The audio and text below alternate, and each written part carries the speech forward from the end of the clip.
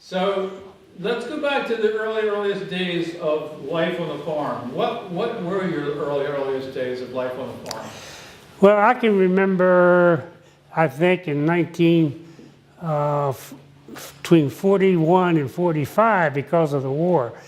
I remember the horses. We had only power we had with the horses. I remember my dad was in the Minutemen, and he'd go to Lisbon once in a while. He had a uniform. I remember pulling the curtains for air raid. I don't know if we heard it, but you're supposed to pull your curtains at night. And I know the war was over in 45, so we didn't get in until 41, I think. And so I remember those very, very well.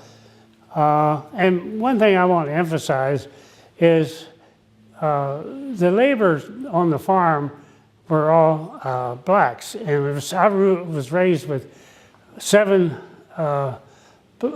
young men, no girls. My only girl on the farm was my 2 sisters, Kimmy and Kathy.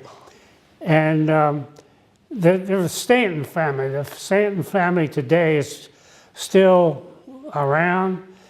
And I ate with them, slept with them, worshiped with them, and we fought and we loved each other. And I remember that like it was yesterday. And we all learned to ride the same horse, and we all learned to drive at a very young age. There was a principal at Lisbon, it was Miss Elsie Davis, a lot of people know. She says I pushed her out of the driveway when I was 9 years old. So I do remember doing that. And I say everything was done with a horse. I can remember my dad was hired by one of the justices of the Supreme Court, Justice Pierce Butler, in 1938. My dad was very, very active in the 4-H and judging. He did get a trip. He's recognized in some of the history books as on being on the judging team, and won a trip out west. And my dad worked for the Butler family the rest of his life. He's on Waterford Farm. It's on Jennings Chapel Road. It's a 550-acre farm, beef cattle farm, cow-calf farm, Herefords. And we all used to stay. The Cattail River runs through that farm. And we grew up on the river. We caught fish. The eels don't come up there anymore, but we all did that. And every snowstorm, we'd all had sleds, and we'd sled down the big hill. The farm was down in the valley, and sparks are flying, and we had a great time. So, Lambert, where was this farm? It's on Jennings Chapel Road. I don't know the address now because it was it's right at the junction of Daisy and Jennings Chapel. It used to be a beer joint there we call it a beer joint because that's what the blacks called it. Now, Waterford had 2 entrances. That was the old entrance, which is today recorded as halfway in the farm and recorded as a county road. And they still maintain it, believe it or not. How big was that farm? 550 acres. And whose farm was it when you were a kid? My dad was hired by Justice Pierce Butler, B-U-T-L-E-R. And he died 3 years, I think, after 2 or 3 years after he hired my dad, but it has stayed in the family even as we speak. So why didn't he hire your dad? Because my dad was a real good horseman. He hired my dad. He had Percheron horses.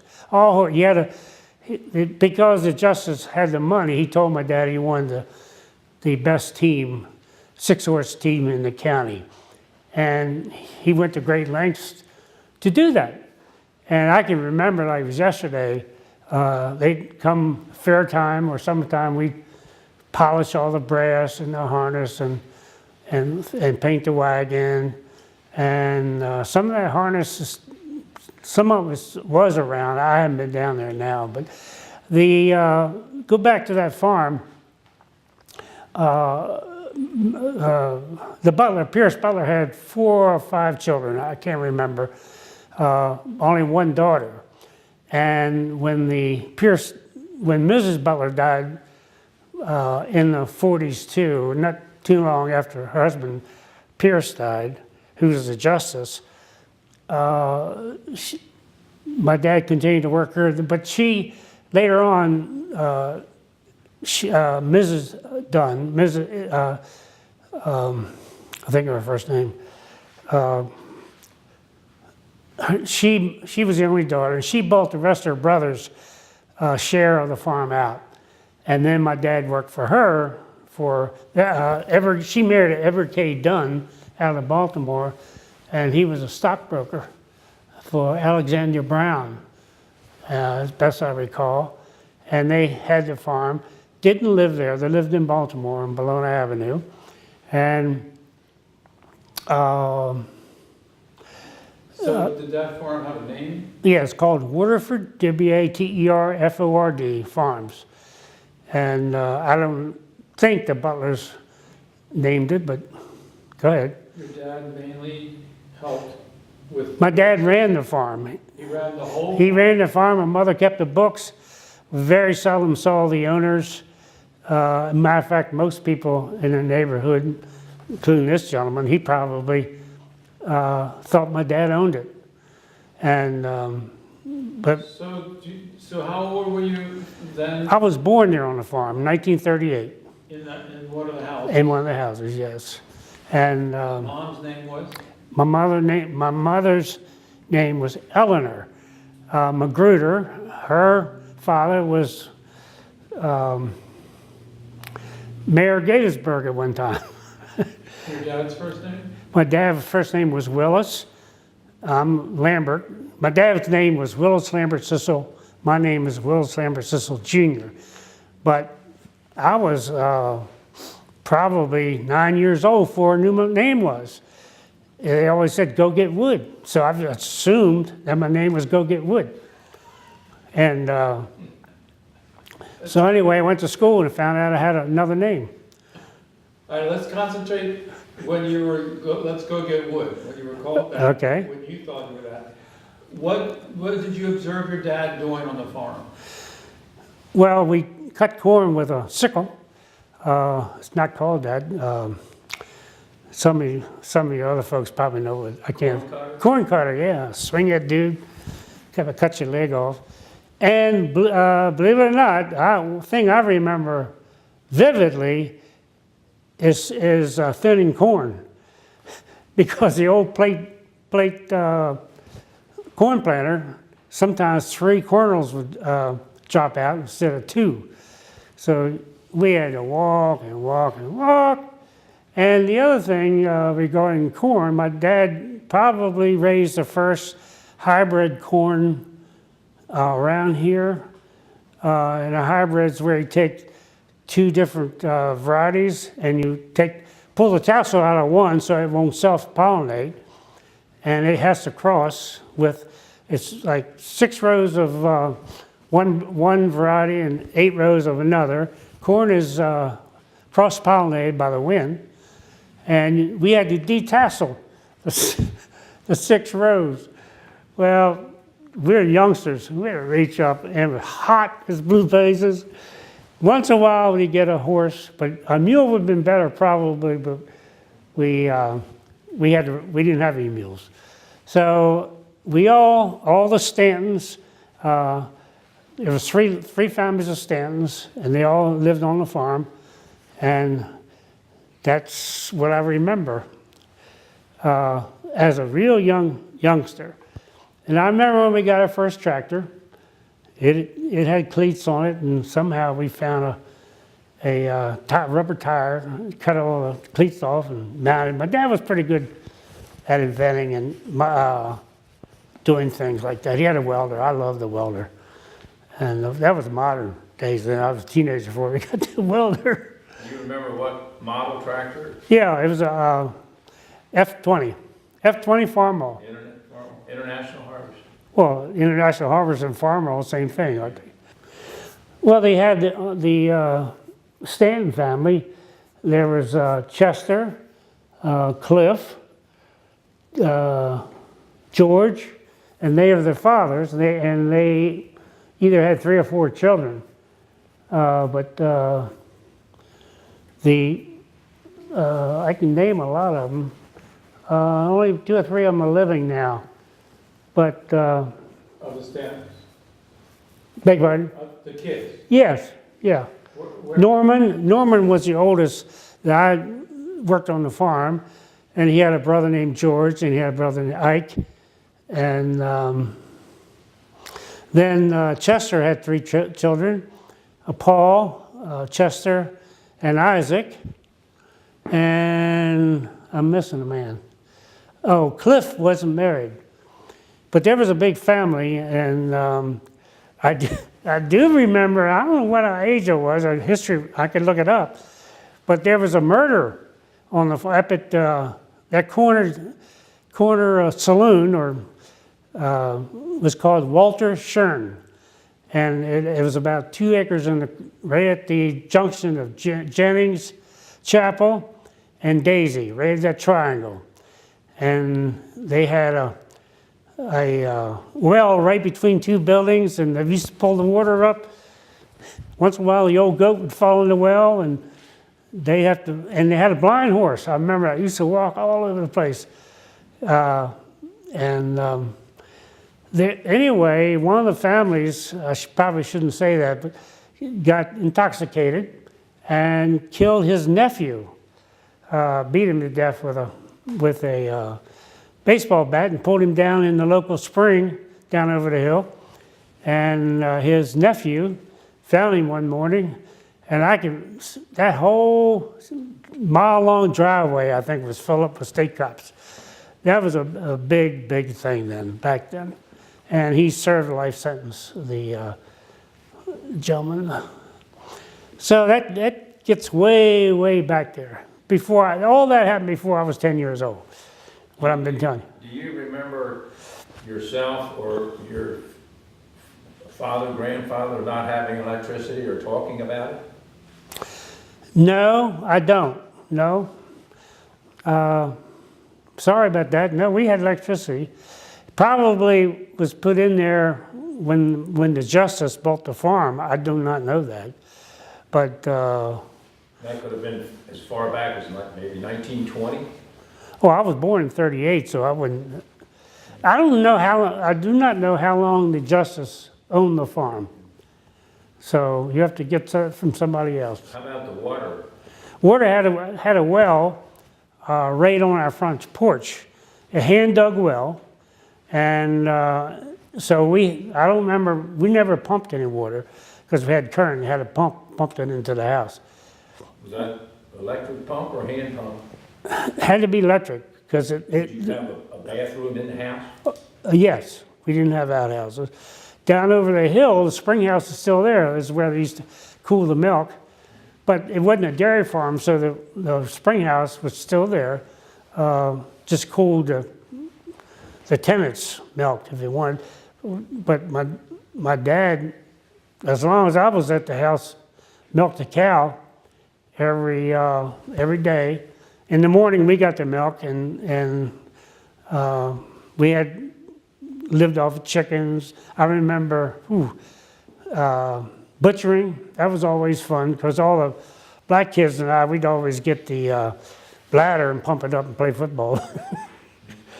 And I love Scrapple to this day, and I won't tell everybody out here what's in Scrapple. You may not eat it anymore, but anyway, it was the best part. We always had a ham on the table, always.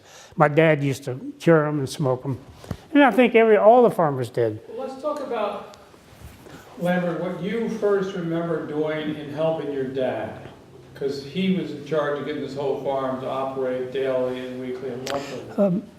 Probably the most important thing we did was get in the way. But anyway, no, I remember riding and, tamping the corn as they put it on the wagon, bringing it into the chopper, and setting it up in the silos. But my dad was so cheap, he wouldn't pay us anything. He paid me $10 an hour when I was 12. And I got mad and went next door to Dr. Alston Speck when I was 12 years old. He paid me 20 cents an hour. So I had a big raise. You said $10 an hour. I mean, 10 cents. Okay. My dad would pay me 10 cents an hour. Then when I was 12, I went next door to Dr. Speck. He was a physicist and worked at Department of Agriculture. And I cranked an old Alice Chalmer and kicked me and broke my arm. I won't forget that. It hurt him more than it did me. He took me to the doctor and he got sick in the doctor's office because we didn't know what Sue meant then. I guess maybe he did. Whatever. But no, I remember. So why did your dad pay you 10 cents an hour? What did you have to do for that? What did I have to do? About 10 cents an hour, Yeah, getting away? No, I don't know.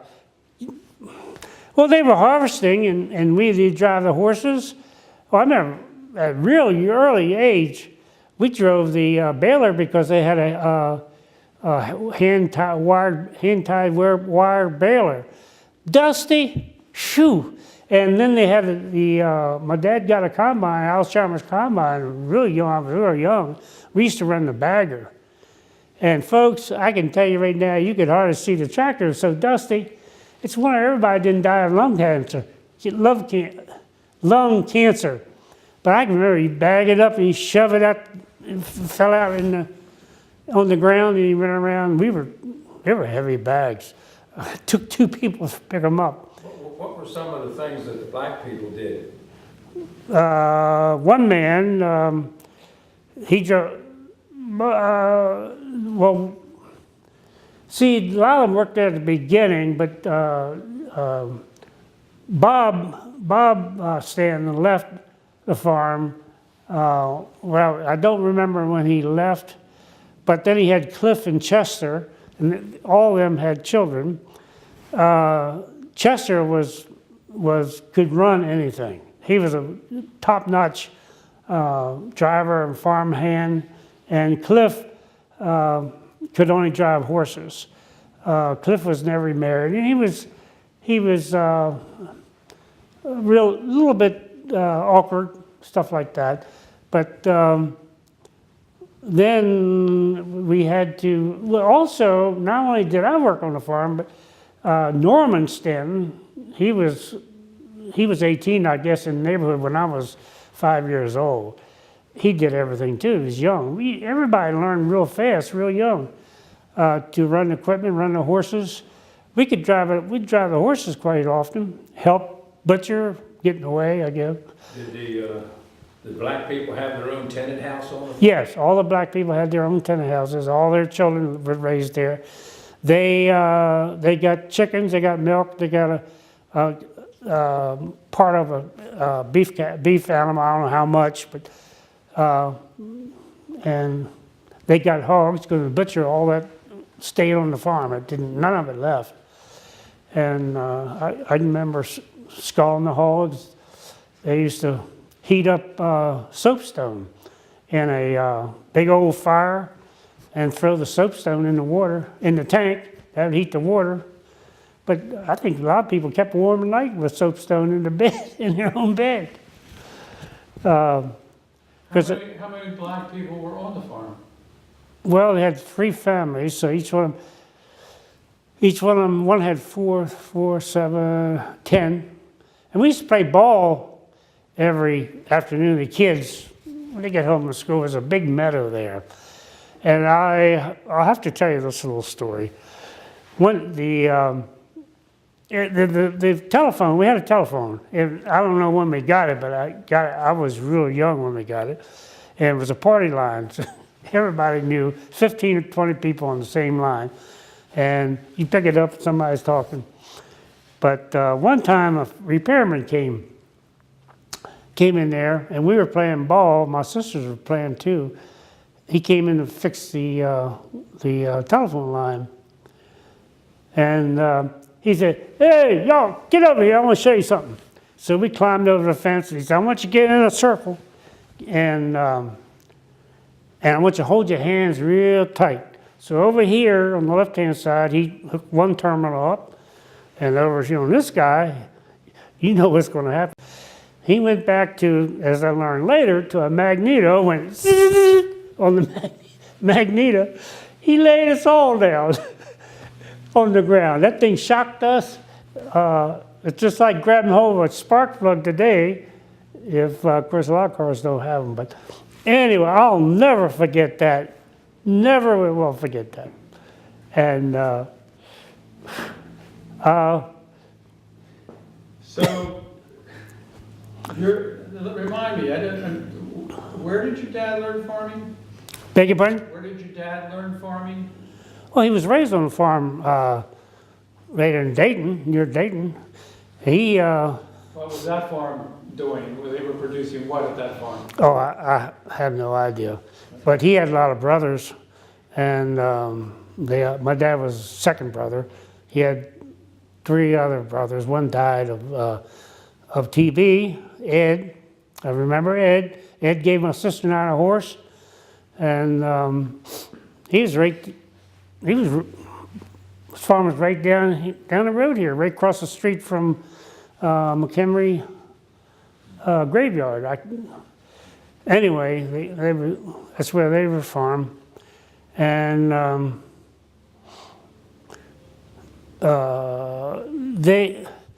they were all farmers. I know my dad during the Depression. No, it was for them, for the Depression. My father had to buy a farm to keep my grandfather, Phil, and Elizabeth from losing it. I do that, know that. My father was I don't know the adjective, but he was a hard worker, and like everybody was. So I don't know if I answered your question or not, but he helped save the farm. not the one he was working, but the farm they lived on, down here on where the old Iron Bridge Foxhounds used to be, where the school is. I forget what road it is. Anyway, not far from this place. Okay, that's all right. I can remember when I was 5 years old, but I can't remember what I did yesterday. That's okay. We're not going to ask you about yesterday then. So you're 5. Let me just see the situation. I want to see the situation, picture the situation with you. You're 5, your dad's managing a farm, Pierce is hardly around. It's 550 acres, but 200 or so is actually being used, the other 200 or so. There's woodland, Woodland. and the cattail runs the full length of the farm. So did you ever go out into the woods and play? All the time. We squirrel hunted, but the woods was kind of boring. They'd cut trees. The only time we'd been there when they were timbering, and they sold it all. They didn't saw them up. But we played on the river a lot of time. I don't remember. One time I was in the woods with squirrel hunting. Didn't interest me and didn't interest anybody else. So Big river, little river? Cattail River. Could you float in it? Oh yeah, it's 20 feet wide, and used to flood now and then. We'd always get our inner tubes and get on that flood. It had a big floodplain on the farm, and it would see the Philadelphia Dam wasn't built in, so eels and everything else could get upriver, and you can't do that now because of the dam. So So who would go inner tubing? all of us, all the blacks. My mother, we get her down there. She was pretty heavy. I'll never forget one time the flood water was right here, split a log right in half. But top of the log was showing, and the bottom was.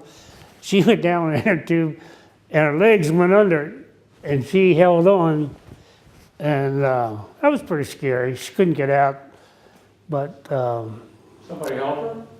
we got her out. I don't remember how, but we got her out. But I've known a couple of accidents where people have drowned, getting caught like that. Up in Maine, I was up there one time.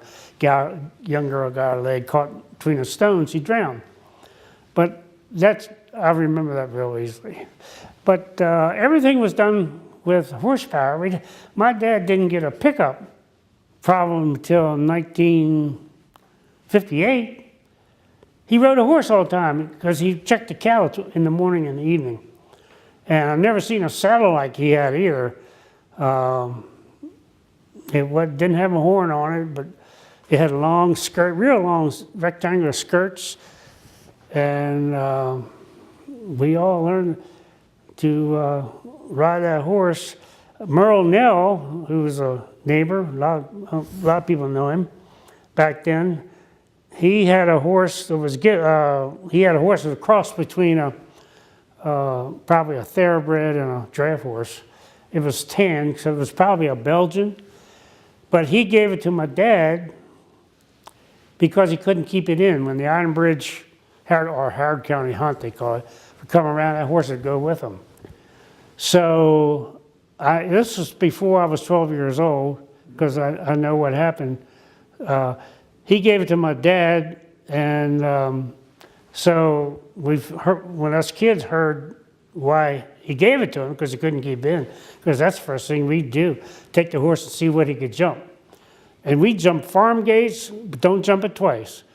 Second time he'd hit it. He had a hoof like a big bushel basket. And if we broke a gate, we had to fix it. But I don't know how many times I've come off that horse. But his name was Dan, I remember it. We had a great time. You couldn't be raised on a better place than on a farm. That's true today too. Only one horse to ride? No, he had all the draft horses, but he didn't ride them. They were perch ride. They were big. Now, the father of the families his name was Lorenzo, and there's a place, a subdivision on Daisy Road today, built about 10 years ago. One street is Willis, my father, and one street is Eleanor, my mother. One street is Chester, another street is Lorenzo. Now, Lorenzo was a grandfather. Lorenzo Stanton was the grandfather of all the employees there. He used to ride a horse back home because he lived on the back part of the farm and rode a horse back and forth to work. And we used to put hay on the skid. They didn't have wagons. They had a slide. It was homemade, just 2 logs with a platform. One horse pulled it all over. He hauled hay out. It was the same thing as we use a pickup today. And he was a nice guy. He'd always wait for us kids. Typical granddad. We loved him. My sisters loved him. And we called him Uncle Lorenzo. And so what relationship was that? he was the father of the 3 Stanton families. So he was we call him, but he worked on the farm until he died. So some of the Stantons, I'm quite sure, were there before 1938 when my dad went there. I'm quite sure of that. Of course, the big thing was go to Daisy. Mr. Norman Molnick owned a general store there, and down the hill was Molnick's Motors, a Ford dealer, for years. I mean, not too long ago. And everybody shopped at Mr. Norman. We call him Mr. Norman. And that's what his name was, Mr. Norman. We didn't know it was Norman. And he sold ice cream. And he had string running all over the place. They tied up bologna. You went there and you always got some bologna and cheese. And you get on the porch and eat it. He used to go to Baltimore, Southern States every week, haul his produce and stuff. He sold everything, hardware. And that store is still there. It's today, not as a store, but that's where the big Mullings family had a Alzheimer's dealership, and new idea, spreaders, and had the first baler. And they're saying, the old saying around was Josh Krober used to cut my hair for 10 cents when I was youngster. And he could fix anything. He was a main mechanic at the farm machinery there at Daisy Garage, where they sold cars and farm machinery. And they always gave him credit for the knotter, for modernized the knotter on the New Holland baler. And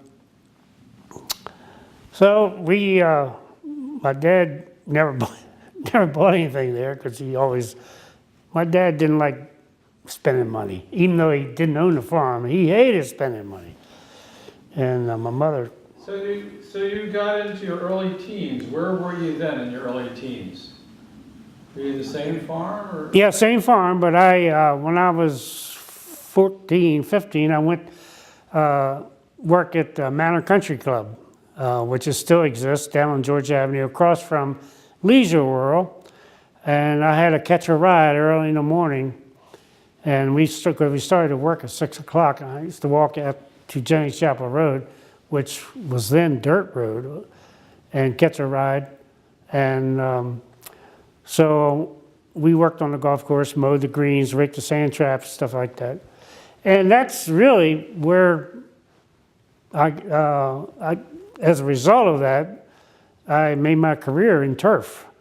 And I liked it. It was a way, we raised turf. I don't want to bring it up to date, but we raised turf, and it was a way to make money.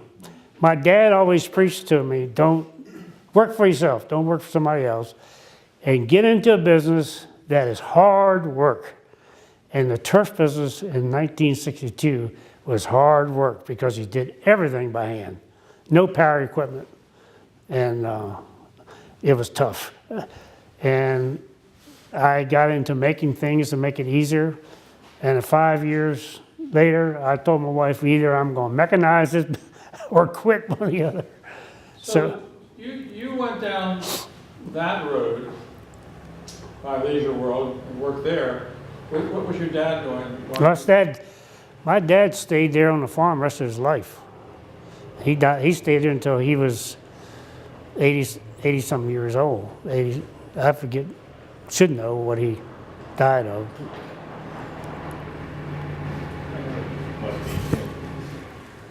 That's a quiet machine, isn't it? I'm joking. Very heavy, Art. Are you going out? You'll have to keep him in. Yeah, okay. I want to go back to talking. I doubt if that's Tim.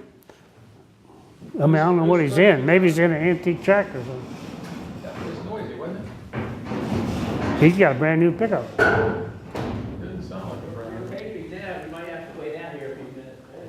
And it's best, well, I'll tell you what you can do. Lambert, Yes. so your dad stuck with the farm and you went on a different path. You decided to see grass grow. Yeah, I liked agriculture. I studied agriculture. Oh, And but I wanted to make some money. right. And Where did you study agriculture? at the University of Maryland. Okay. I met my wonderful wife there, and we were married in 1962, her Marjorie Simmons. And I borrowed the money from my parents I borrowed $5,000. That's all my dad had. And I knew it's all they had too. And I don't think, then I spent that the first week. I bought a 2-ton truck, a 1600 International, and a side cutter, and bought a couple acres of sod from my uncle, and started in the turf business. So could that be described as being a turf farmer? How would you describe it? Yeah, it's a turf farm. You raise sod, and then you cut it up and place it around different areas. And so my son's still doing that today. So you stuck with it for a while? Yeah, stuck with it for 48 years. And I still own the land, part of it. We're selling it, but my son's carrying on the business. Okay. So your life as a farmer, which we call the sod Yeah, farmer, yeah. was going on and on and on. What happened to your dad's farm? He took it out to... My dad didn't own the farm. I know, but I mean, the farm he was managing. He took that out till he passed? He Passed away? took it out what? He kept going on and going? Oh yeah, I went on my own way, and a gentleman I worked for when I was 14 tutored me in chemistry, and I worked for him. I forgot him. After I left Dr. Speck, I went to work for him for 50 cents an hour. Man, I was really jumping up. And I worked for him when I was in high school, and then I had a terrible time with chemistry. And he tutored me. He had a PhD in chemistry, didn't have any children. He wanted to do something. So he tutored me, and I turned around and got a B in chemistry, and used chemistry in my livelihood more than any other thing in college. So I love it now. And it's... Did you memorize the periodic table?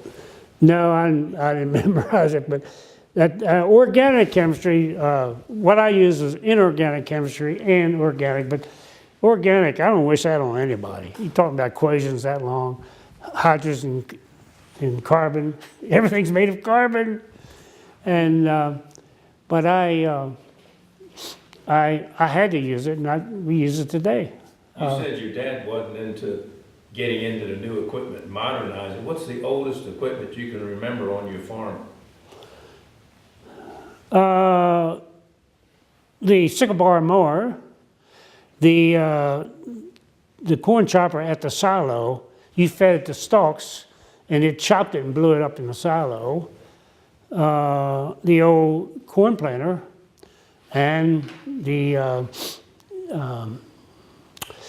when you can't think of the name, when you till the weeds in a corn row. Can't think of the name. Cultivator. Yeah, the corn cultivators. Yeah, he used to pull that with a horse, and once in a while they step on them, but they step on a corn, but they were pretty good. And then my dad, something else we used to do too, help as a young kid. My dad wrote US 13. I think that was the first hybrid corn. University of Maryland, I think, developed it. And so they had corn dryer and made out of an old corn crib.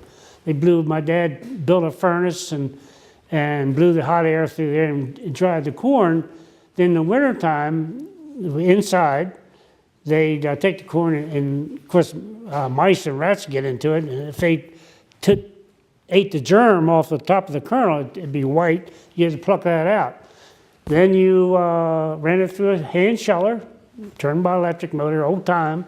I guess you used to crank it years ago, and it would shell it, and then they would store it and take it to Westminster to have it in different selections, like small flats, large flats, every kind of thing you can think of, because you had to buy that type of plate to match the corn that you had. Some people would buy the longs, and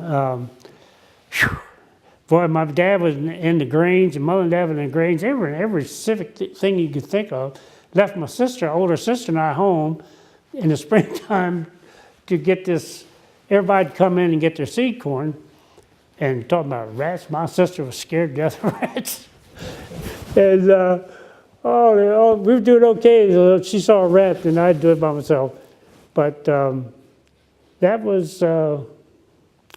They don't do that now. My dad was scared of snakes. Is that right? I never had saw many snakes, but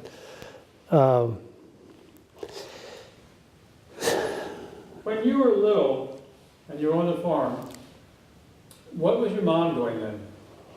my mother was a homemaker. She was in a lot of good. Of course, during the war, you had to. Gas was rationed, tires were rationed, but she loved to cook and entertain, and she also kept the books, and that was a big job. And she hated it because my dad wouldn't pay his bills, and he was embarrassed to ask the owners for a check. I guess I'm not sure, but women didn't work those days. It was all they could do is keep things going at home. And you had to wash a lot of stuff by hand, make butter. I remember, I hated making churning butter. Oh. And I had to go get wood. We had a stove in most of the rooms, and a wood stove. What was wrong with churning butter? It was boring. My mother also used to make ice cream, homemade ice cream, practically every week. And I hated homemade ice cream. I'd do anything to get store-bought ice cream.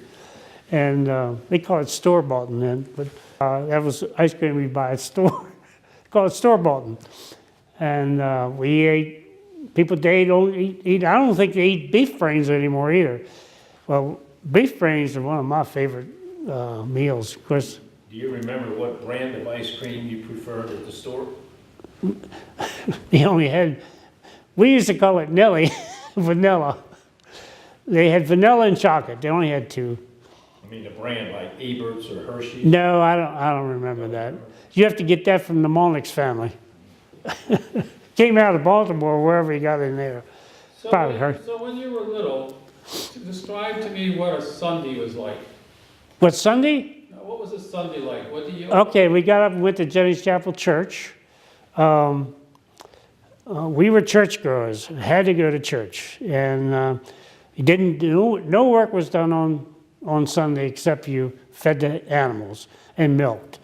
The rest of it was relaxed, and they worked 6 days a week.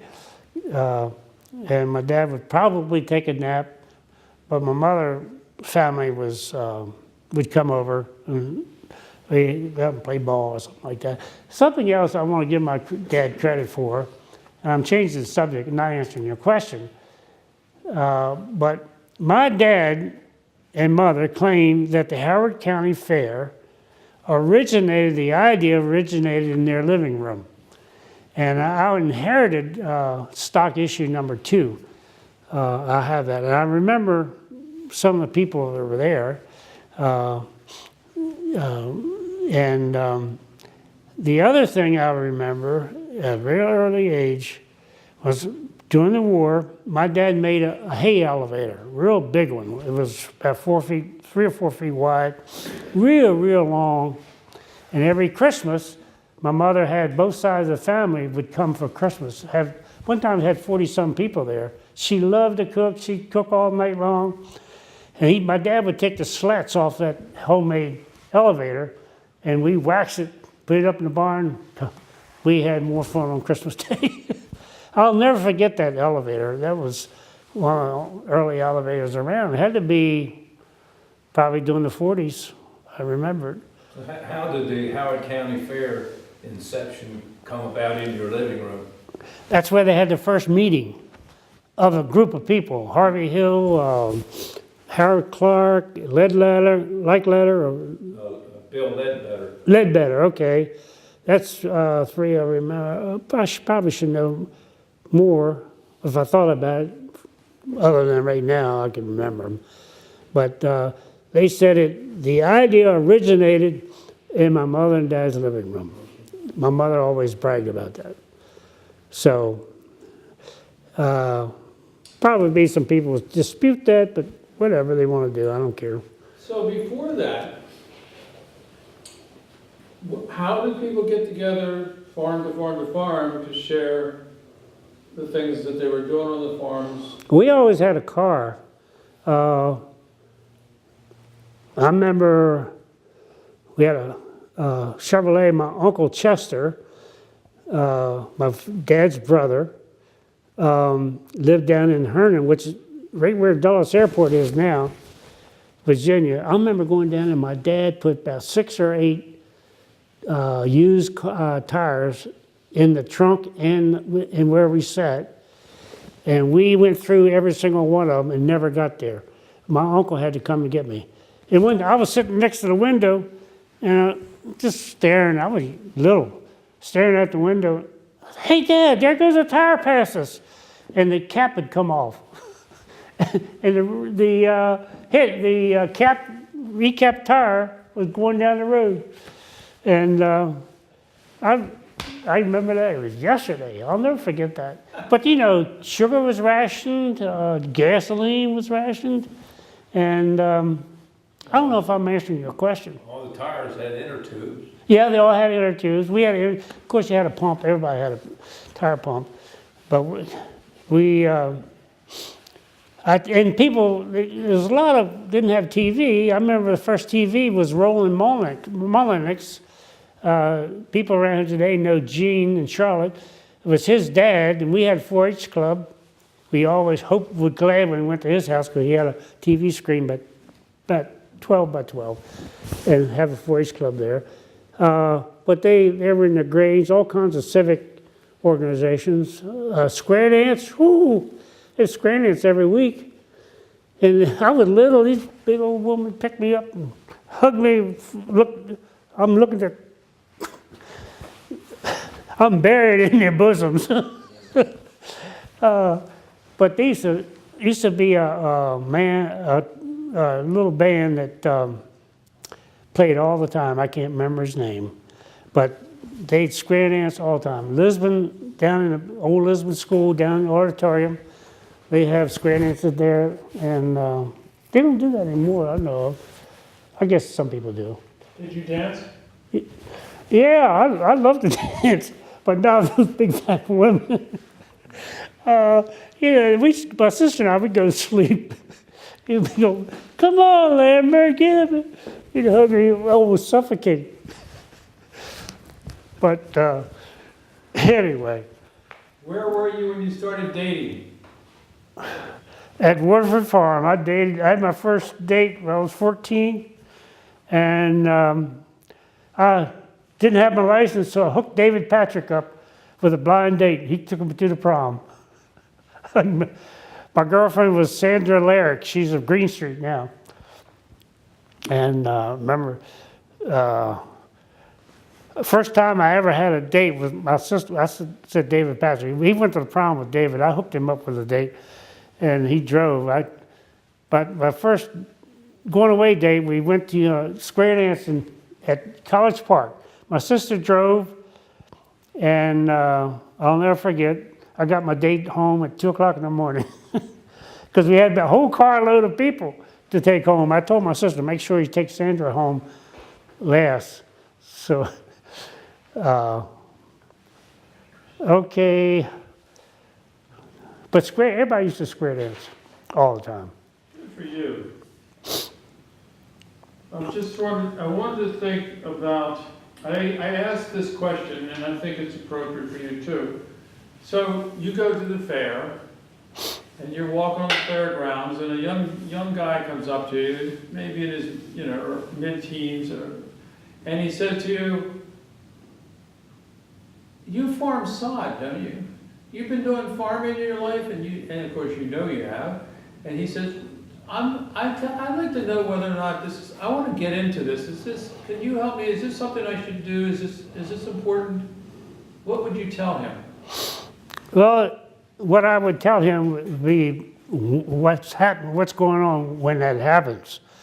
Because I remember, and I got into it, did very well. I was able to raise the children to college and pay and buy some land. But that was in the, I started in 1962, but in 1970, 71, or 72, I really thought that if I had the whole state of Maryland in turf, I could sell it. Because a big demand, that's when the housing.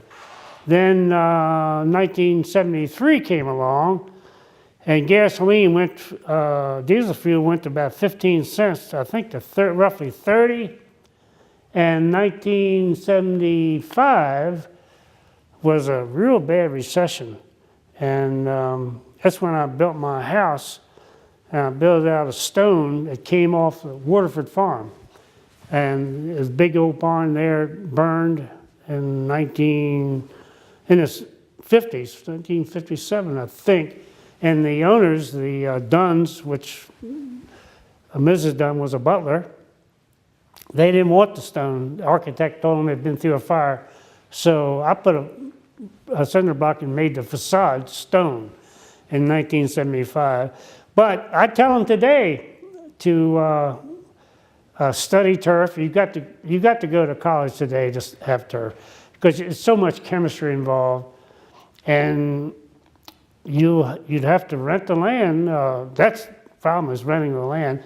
But right now, a lot of turf people are going out of business. We're hanging in there because my son's got a couple of real good contracts, but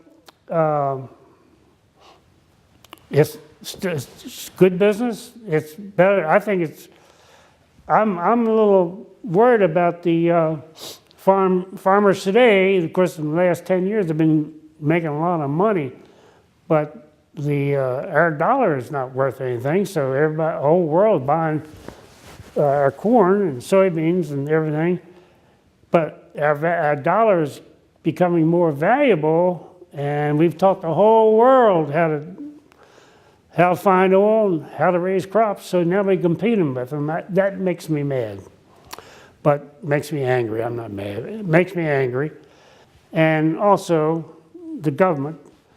You're never going to make any money, big money in agriculture. You should, because the government's going to guarantee everybody cheap food. He can do that with exports. If there's a lot of export, a lot of grain, which is going to be more and more, we go back. I often think about my comment about thinning corn. It had 3 or 4, you probably did it too. You pull it out. Now, that was on 36-inch rows, I think, 30 or 36. Now they can plant with, 6-inch rows. Now, the big deal is all that's coming from chemistry. They increase the fertilizer. When you increase the fertilizer, you have more red. But the big deal is moisture. If you don't have the rain, you're going to get hurt. And the combine's now 40 feet wide, and but they dry the corn now. They I don't know I didn't even know the commodities market existed when I was young. I don't know if they hedged corn back then or not. My dad didn't. I know of. And now you got a computer, you can watch it daily. And then chemistry has also developed disease-resistant corn. Yes, yeah, and that changes fast. Now the GMO, genetic modified, that's getting old because plants mutate, and now GMO corn, I know they have, my roommate in college, probably the world's top soybean breeder, Dr. John Schillinger, born and raised in Glen Burnie. He can raise soybeans that are resistant just by breeding. And when I went to college, I worked my way through college working for the U.S. Department of Agriculture. and worked with Serratia lespedeza, which they don't grow around here. They grow it on the road banks, and birchfoot trefoil, which doesn't grow around here anyway. It grows up in New York. So I worked my way through college. I won't tell you how long it took me to get through there, but I was married while I was in college. And anyway, I can't think of anything else. You've done wonderful.